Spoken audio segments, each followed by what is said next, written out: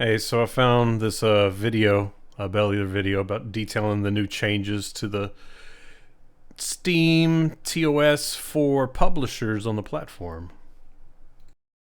This is going to be a great video, right? Because publishers sometimes are a little bit naughty. Now, maybe they're naughty because they're kind of bad, or maybe they just make a mistake and they have a plan where the business bigwigs think, oh cool, we'll sell this season pass, but the developers are internally screaming, thinking, guys, we can't actually do that. The problem though is, that means that customers, we get burned. And guess who also gets burned? Big Mr. Gabe. Because if you're running Steam and via incompetence or malice, your devs and publishers are messing on your customers, well, guess what? Now that's your problem. So this is very much a Steam consumer protection story, and it's one that is very Valve, because they've not went and hired a small army, right, of enforcers who are going to be patrolling Steam. No. Valve are a games design company, right? Now, the thing is, Steam, the actual platform, well, it's game designed. They want to incentivize behaviors that are in their best interest. And that means, yeah, things that mean that customers feel comfortable purchasing, but it also means developers and publishers acting right. So let's get into this. Today's story is all about selling an idea, selling a promise of future content and how it goes wrong. What's cool though, right, is the last... Yeah, I can't imagine what's going to happen since he still has does he own all of it, or does he just have a majority stake? That's what's scary.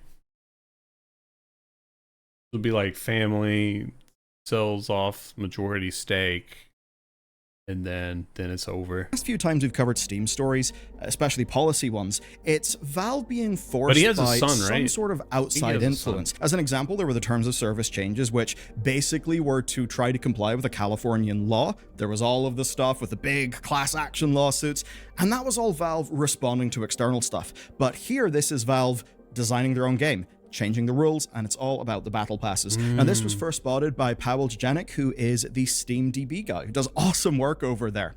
So what they've done is they've changed their policies on how season passes work. And for the sake of simplicity, so that we all understand what Valve actually means, here is how Valve defines them. A pack of current and future content, brackets DLC, that customers can buy with a single purchase.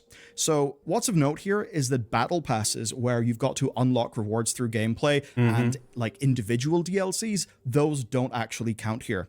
What counts is when you buy a season pass, right? A whole package of things that is purchased before all those things release. And what's really cool is that we have got the full policy document, all of Valve's demands and requirements that developers and publishers have got to meet. And on face value, this absolutely looks like a humongous win for consumer rights. But as always, it gets far more interesting when we dive into the details. Let's kick things off with a customer perspective here. So Valve have codified how these products should appear on the Steam platform, sort of in the same way as Advanced Access, where Advanced Access was a thing, it was a gray area, and then Valve said, hang on a second, we should actually have a clear label and a clear system so that people know what's going on. So from now on, before the purchase of a season pass, products must clearly detail these things. A complete list of all DLC included in the pass, so a listing for each of the 4 DLCs that are included. Oh. Yeah. So now it's just... Okay. Yeah, so you can't just sell a season pass and then not say how many DLCs are going to be. Okay. There must be a basic description of the content included in each pass. Valve says, and by the way, I'm reading their policy document here. For example, the first content release might be the Glitterlands expansion, new area to explore, 2 new weapons, and new enemies. Valve's document goes on to say it's not required for DLC to have a final name at the launch of the season pass. They say that information about the content in the DLC doesn't need to be detailed, so you can just say as a developer, new weapons, or 2 new weapons, or new zone. That is acceptable. You don't have to list the specific, like, itemized things. Now, they also say, and this is where it gets big, expected release date for each DLC. Quarter and year, i.e. January to March 2025, or season/year is acceptable. Of course, a date that's more precise is also fine. As an example, just any specific date in the year. And then there's a bit that I think is huge, right? A product must have at least one of its constituent DLCs actually released whenever it is offered. So that means that a season pass cannot be sold in such a way that if you buy the season pass, that's it. right? There's no content right now. All that you've done is pre-ordered a bunch of future DLCs. Wow. That's actually not going to be allowed. So you can't sell a deal. You can't sell a season pass before you have a DLC. Oh, that's big. Now, that being said, pre-orders of a deluxe edition of a game do get their own specific carving out in the rules. Okay. So obviously Valve aren't going to publishers and saying, hey guys, no more deluxe editions. Because that would lose all of the money, right? So we'll have to treat that as a separate thing. But there's an other rule that is massive for us as gamers, as customers. Steam are codifying that if any listed DLC is cancelled, Valve will mandate refunds for the comparative value of the cancelled DLC to customers. Now, this is really good because, look, I mean, that's generally fair. There would be some form of refund if a plan changed substantially. But the thing that actually matters is, can you trust that refund? Is it backed up by Valve's own rules? Here, it is going to be backed up by those rules, and that matters. Now what we can do is take a look at some recent video games to see who passes these rules and who fails. The devil is always in the details. So, Star Wars Outlaws just came out, and it does actually pass. The reason why is they have clear descriptions of the expected dates, there are clear expectations for the content, and there's a full list of everything that you get. Then we've got Space Marine 2. Yeah, it also passes the new test. Again, it's got all of the detail, even though they are just describing the cosmetic pack contents in generic terms. But then we've got Tekken 8. It actually fails the test. It violates Valve's rules. Now, Tekken 8 came under a hell of a lot of criticism from fans because of what is actually in its season pass. Now, actually, that's not why they failed the test here. Obviously, you're allowed to sell a season pass that's shit as long as it complies with the rules. But what they don't comply with is that while there is detail of the content available that fits Valve standards, there's no time frame, right? No time frame for delivery, and Valve are not letting developers sell undated promises in their store anymore. Then we've got Stalker 2, which sadly fails on all counts here, actually. The only thing... Wait, what game is this? Stalker 2. Which sadly fails on all counts here, actually. The only thing that they describe whenever you purchase the Ultimate... I want to play Stalker 2, but I don't want to play something that's unplayable. Or I don't want to buy something that's kind of unplayable. And odds are it's going to be unplayable.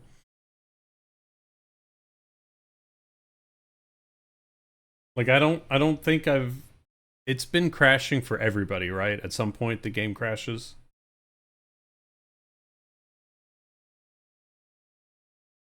Remember, Asmod tried to play it, and he didn't update his video card drivers, and he couldn't get past the fucking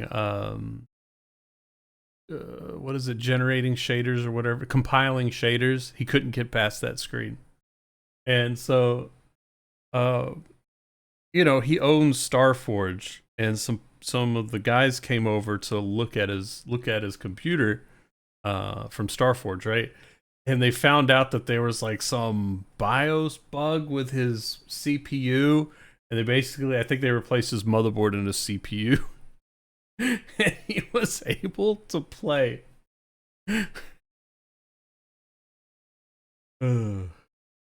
Let's see. Edition is, quote, season pass guaranteeing 2 additional expansions and any future DLC. Now, of course, detail-wise, Steam has left enough slack here so that as long as each DLC is labeled with new weapons, new enemies, new map, that would be acceptable. And that does mean that most developers are likely going to be fine on that front. And for the developers of Stalker 2, well, they basically just need to get their ducks in the row so that they are in compliance with this. Of course, I'll definitely say, on a personal level, I mean, I know that Stalker 2 has came out, it's had performance issues and all of that, but my god, like, very few games are developed in the, you know, broader environment that Stalker 2 was developed in, so I'm absolutely going to cut those guys some slack. I mean, I think it's only fair. So obviously, in the topic of release dates, there's a reason why most announcements have... the Ukrainian thing, right? Was their studio in Ukraine? I don't think it was. I think that was like an assumption, right? Yeah, they're in the Czech Republic. I don't know when they relocated.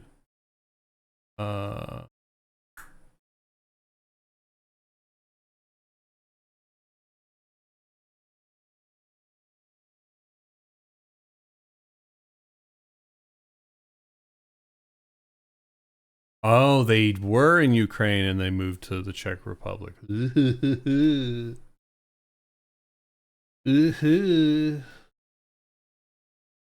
Got the legal ease of, quote, dates subject to change, right, in the small print. So Valve are not going to be completely ruthless with developers here. They are giving developers flexibility to allow for delays and development problems because, well, Valve are also game developers. I'm pretty sure they understand the thing that I have with the Stalker 2 game, if it wasn't every person that I know or have seen play the game have an issue, I'd probably buy it and fight through it.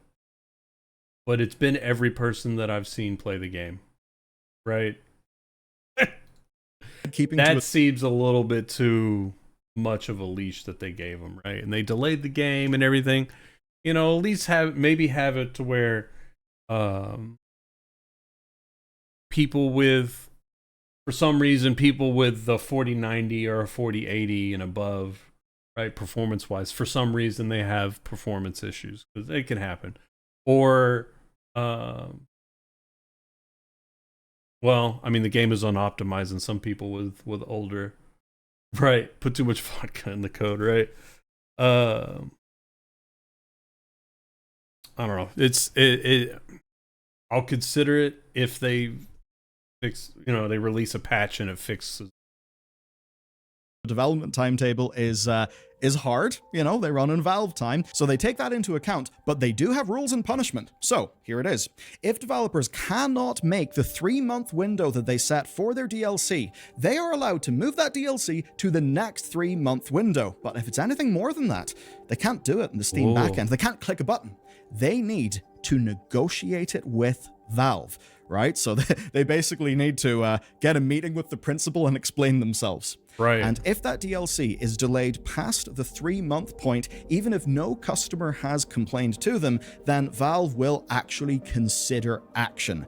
And of course, that is action that, will hurt the developer's bottom line. I'm all for this. That means that there are clear consequences. Valve's framing to developers and publishers is clear. A season pass is a commitment to future releases, and it's one that they want as a contract. Here's a quote.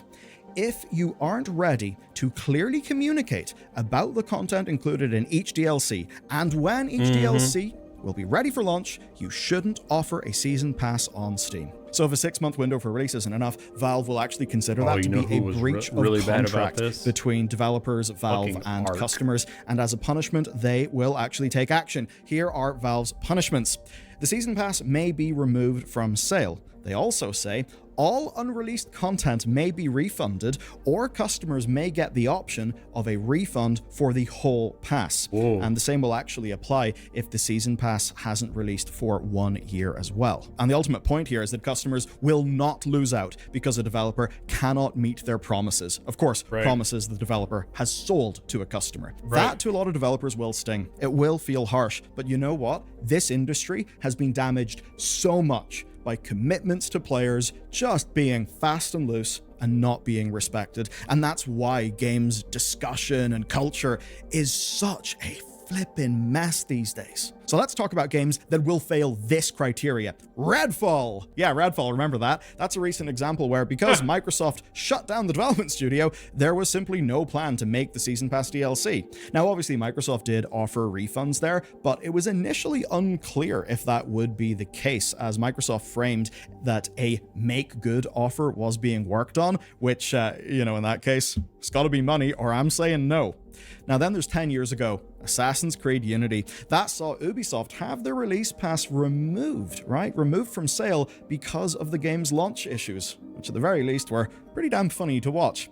Now in that case, Ubisoft still did commit to releasing their DLC regardless, with all of the Season Pass owners getting that as a part of their purchase. Plus, everybody in the community actually got the first DLC, and then Season Pass holders got a free Ubisoft game to make up the cost. So that was them trying to navigate the situation. But the Ubisoft game that you had to use, that what's their fucking launcher called? That's like just a fucking mess.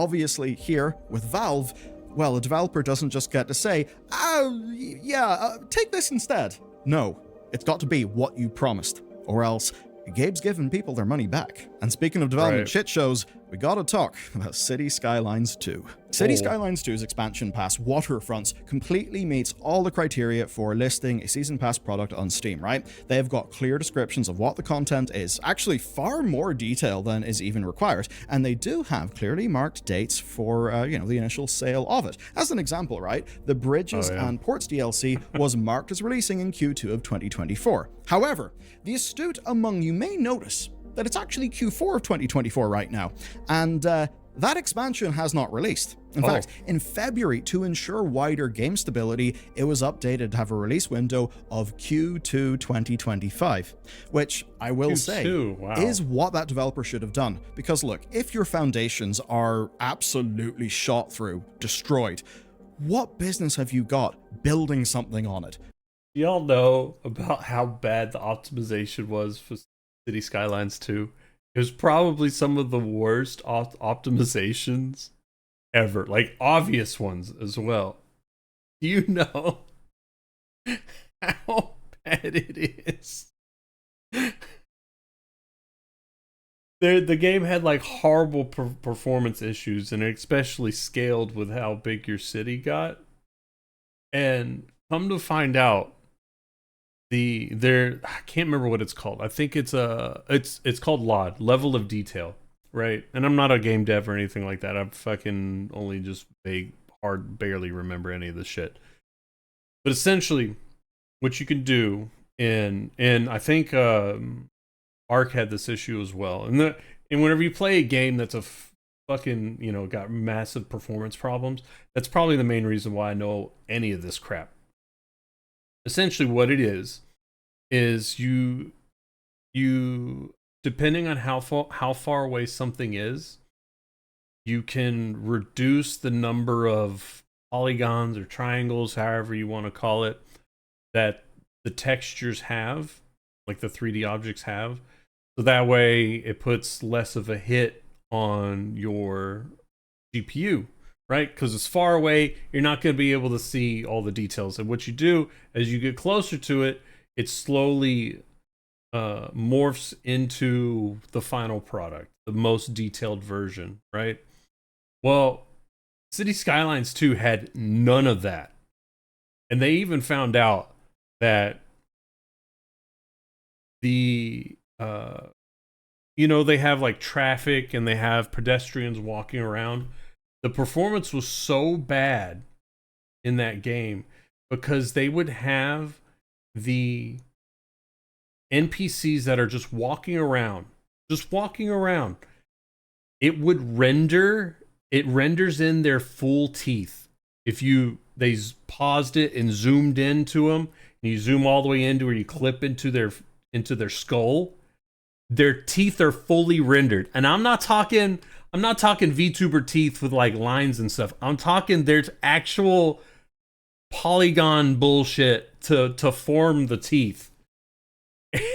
And you're like zoomed out. They're just like, maybe 20 pixels on your screen normally. Right? But it's rendering the full freaking mouth of these NPCs that mean fucking nothing.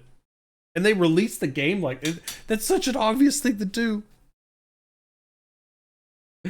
No, you got to fix the real problem first. But you can't have it both ways. And so in doing that, you should hand people their money back with a plan to earn it back later. Right. And this actually means that what they've done in City Skylines 2 would land squarely within Steam's policy of being more than 12 months since the intended release date if it doesn't hit by then. Now, the reasons why the DLC is delayed is obviously that stuff that we've covered in a lot of detail here, and I think broadly everyone watching this video understands they've got to fix the real problem first. I mean, don't sell people stuff when the thing they've already got is shit. Right. But the problem of a season pass is that many people have already paid for that DLC. And so if we take a look at Valve's rules, guess what? You gotta give some of that money back. That's gonna sting, but guess what? It is goddamn right. And because Valve are the biggest marketplace in PC gaming, well, they are setting the terms of the market. They are drawing a red line about what is acceptable. A lot of developers are going to, I think, look at this and say, right, in spirit, as a developer of games, a player of games, this is really good.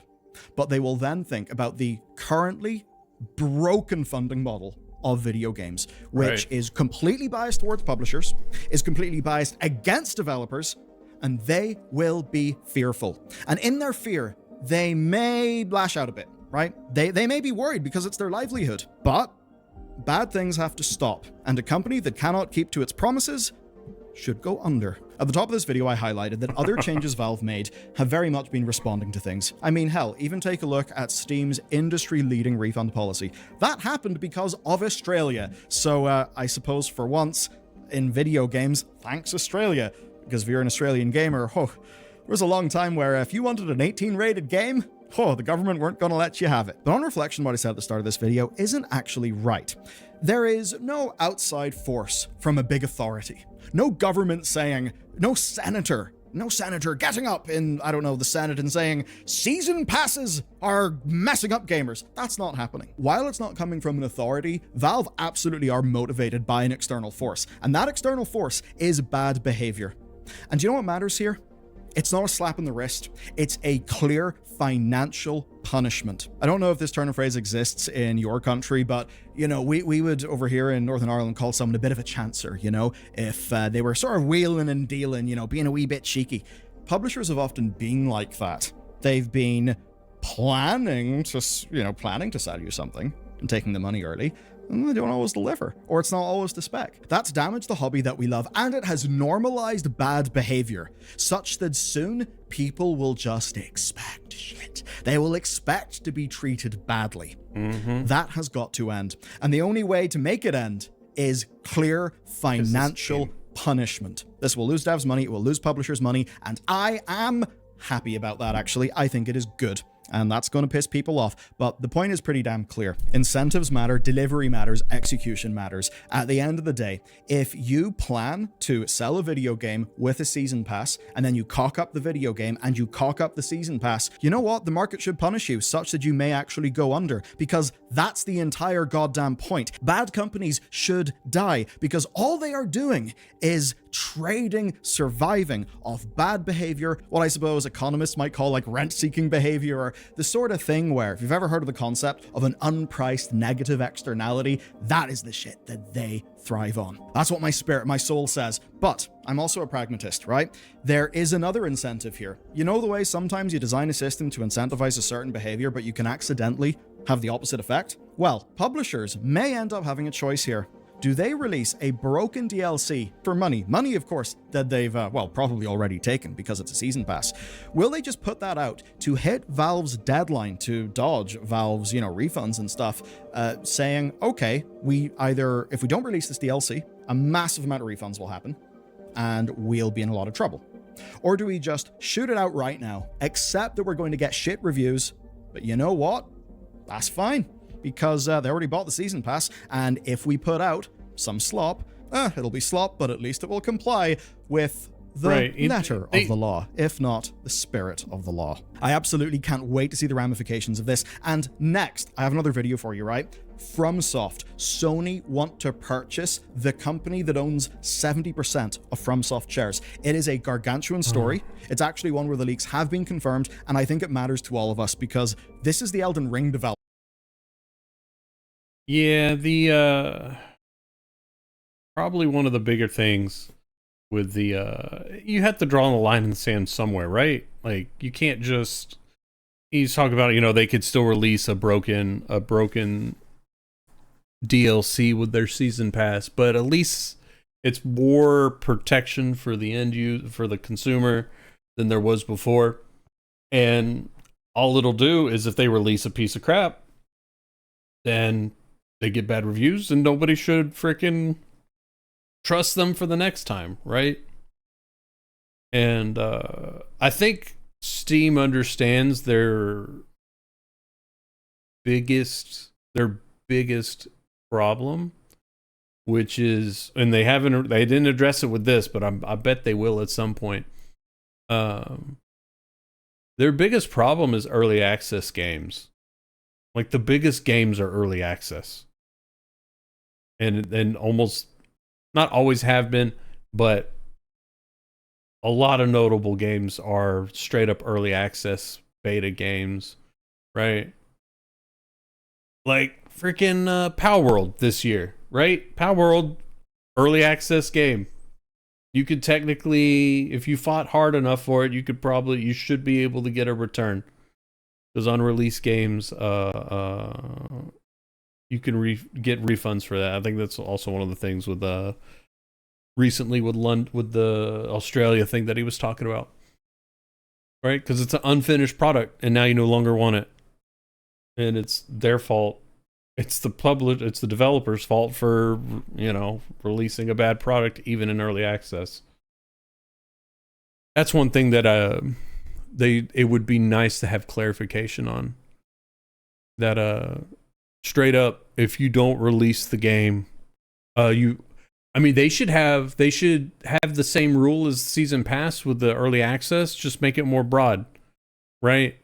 Say, announce, required that they have a roadmap, have a target end date, make it at least quarter year, and anytime before that, people can refund it, right? Anytime before, no matter the hours played, because they need, the whole reason why they have early access games is so they can get funding to continue to make the game, right? Produce the game. But yeah, there definitely needs to be more protections when it comes to early access stuff. Oh. And I won't go over the Sony Katakawa stuff. I fucking hate it. Too much centralizing of power. Dependent! Too much. Way too many. All right. So this clip, well, no, this isn't the clip.